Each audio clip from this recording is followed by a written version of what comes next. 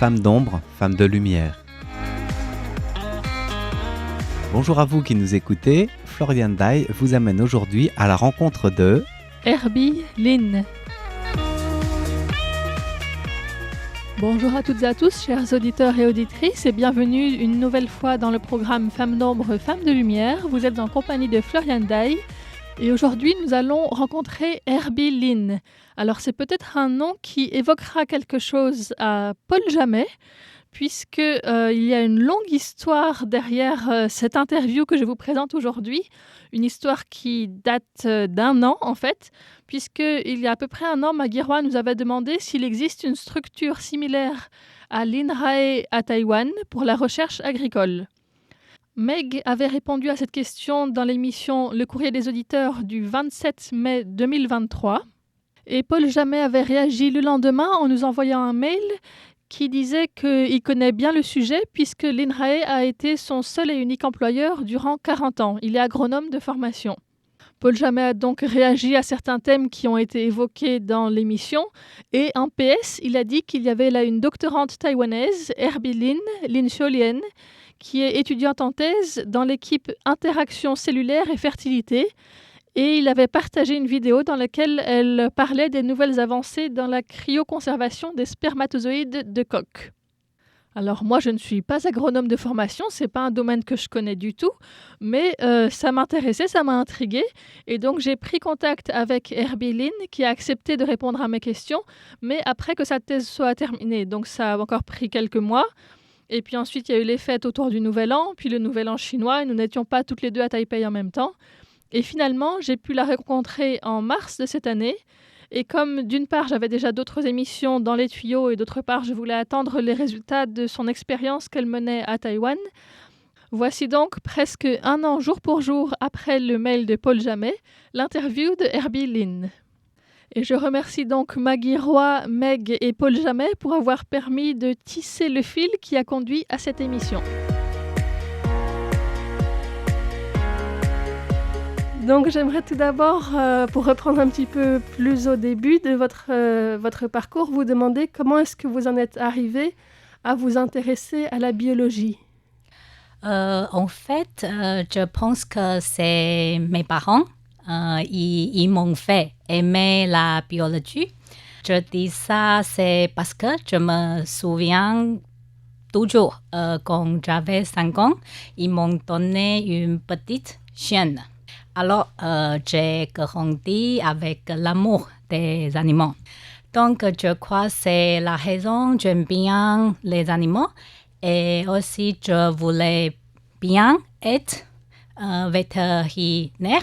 Mais malheureusement, je n'ai pas réussi le test d'être vétérinaire. Donc, après lycée, j'ai choisi étudier les sciences animales à l'université. Mais j'ai trouvé très vite, je l'aimais bien, et surtout la physiologie. Donc, après le diplôme de licence, j'ai décidé de continuer à faire mon diplôme de master. Et le sujet, c'était sur la reproduction de l'oiseau aussi. Donc, je pense que ça tout me fait aimer travailler sur la biologie. Et donc, vous avez travaillé d'abord pour la Commission de l'agriculture à Taïwan, c'est ça ? Oui. Sur des questions d'élevage et de reproduction en tant que chercheuse associée. Oui, c'est ça. Et donc, c'est dans ce cadre que vous êtes allée en France pour la première fois pour étudier les technologies de conservation des spermatozoïdes de coq. Oui. Pourquoi la France ? Pourquoi vous avez choisi la France à ce moment-là ? Parce que vous n'aviez pas fait des études de français du tout. Donc, qu'est-ce qu'il y avait en France qu'il n'y avait pas à Taïwan ? Oui, en fait, comme je viens de dire, après le diplôme de master, j'ai commencé à travailler au TRI, ça veut dire Taiwan Livestock Research Institute. Et entre-temps, mon chef de l'équipe, il m'a demandé de commencer un projet pour congeler des spermatozoïdes de coq. Et en fait, j'ai fait mon mieux, mais je n'ai pas du tout arrivé.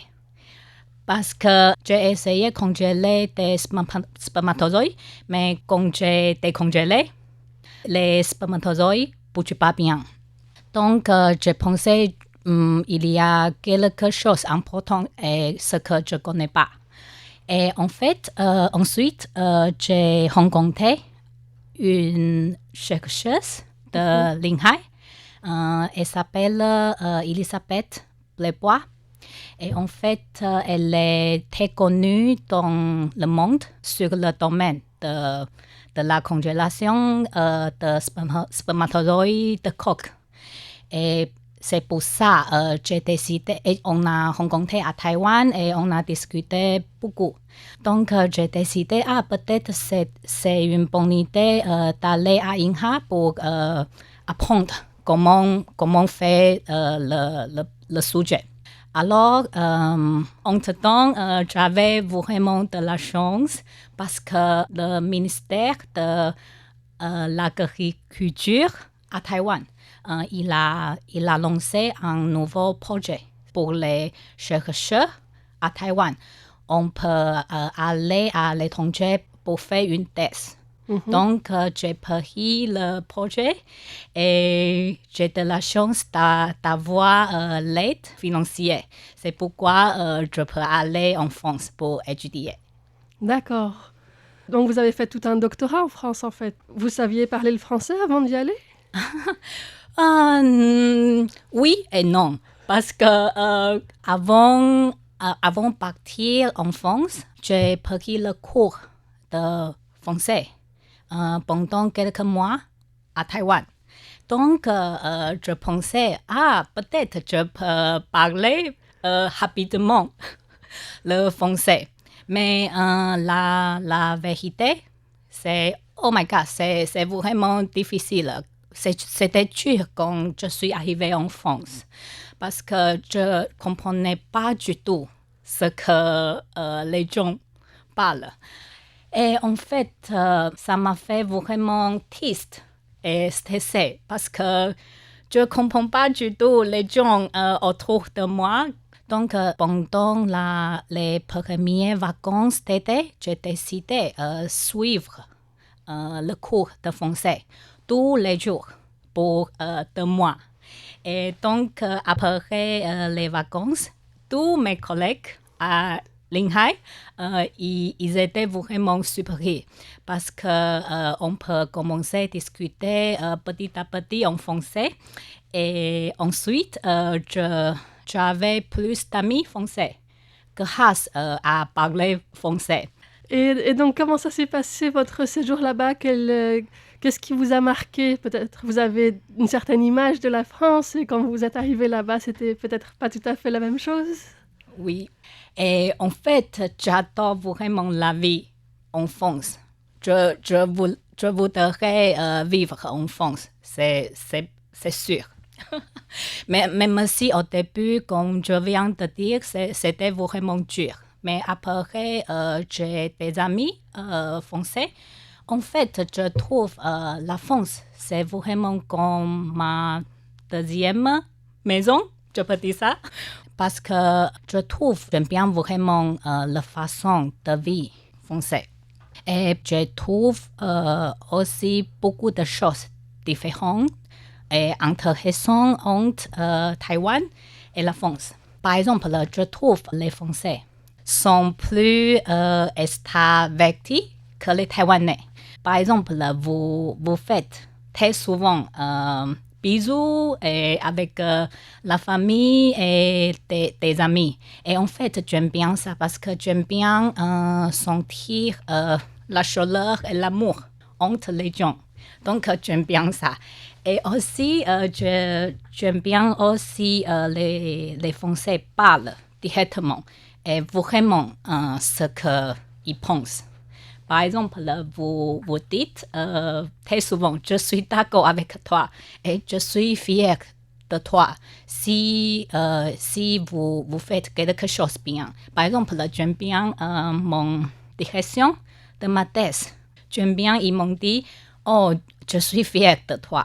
Mais en fait, à Taïwan, c'est pas très souvent à Taïwan parce que les Taïwanais sont sont trop timides de dire ça. Donc, c'est une chose que j'aime bien en France. Et aussi, je trouve les filles françaises sont vraiment indépendantes que les filles taïwanaises. Par exemple, je trouve les filles en France, elles peuvent faire le boulot lourd. Et même aussi dans le belle robe. Au travail, vous avez vu des situations comme ça, c'est ça? Ah oui, c'est ça, parce que j'ai vu mes collègues à Linhai, elle était jolie en belle robe, elle était élégante, mais elles peuvent travailler avec les animaux et c'était vraiment pas facile parce qu'ils ont rattaché les animaux le même temps. Donc pour moi, je me sens que les filles françaises vraiment élégantes, belles et aussi fortes. Et c'est une chose que je voudrais apprendre des filles françaises. Maintenant, vous êtes de retour à Taïwan depuis quelques mois, donc vous avez repris votre travail au ministère de l'Agriculture, Oui. au laboratoire de recherche sur le bétail, c'est ça? Oui, en fait, le centre, je travaille à Tainan. Après ma thèse, je fais exactement la même chose. Je continue à faire le sujet sur des spermatozoïdes de coq. Donc, en fait, je voudrais continuer à travailler avec le labo à Linhai parce qu'il y a encore beaucoup de techniques, ce que je voudrais apprendre pour mon travail ou mon recherche. Donc, c'est une chose que je voudrais continuer. Et en fait, cette année, jusqu'en avril, je vais inviter mes directions de ma thèse de venir à Taïwan. On va échanger quelques idées et aussi pour l'avenir, pour le travail. Et pour moi, ma vie personnelle, en fait, je voudrais un jour retourner en France pour vivre là-bas. Pourquoi je dis ça? C'est parce que j'aime bien la vie en France et aussi c'est pour mon copain parce que j'ai rencontré mon copain en France. Et pour l'instant, j'ai décidé de rentrer à Taïwan, c'est parce que je voulais finir le projet parce que je voudrais améliorer comment utiliser des spermatozoïdes congelés chez les volailles. Et après, parce que je voudrais vraiment aider les femmes avicoles à Taïwan. Parce qu'à Taïwan, il y a le problème d'utiliser de la semence congelée sur les oiseaux parce que les résultats, c'est toujours pas bien. Donc, les femmes avicoles, il faut garder beaucoup de coques. Mais si je peux aider les femmes à faire de la semence congelée et ça marche bien, il peut réduire le nombre de coques. C'est bien pour les femmes, c'est aussi bien pour les animaux. Oui. Bon, donc maintenant vous avez trouvé la manière de faire pour améliorer les techniques et que ça marche aussi à Taïwan, c'est ça? Est-ce qu'avec ce que vous avez appris en France, ça pourra aider à Taïwan? Oui, et j'espère. Et en fait, je pourrais avoir les bons résultats en France. Quand j'ai travaillé avec les collègues à Linhai. Donc maintenant, pour l'instant, ce que je fais, c'est... en fait, je fais la même chose à l'Institut TRI parce que je voudrais confirmer que je peux avoir le aussi bon résultat à Taïwan aussi. Et pour l'instant, je n'ai pas encore le résultat, mais j'ai déjà congelé des spermatozoïdes. Et donc, je vais décongeler de la semence et je vais faire l'insémination la semaine prochaine. De cette insémination de spermatozoïdes congelés sont nés le 2 mai 22 petits poussins.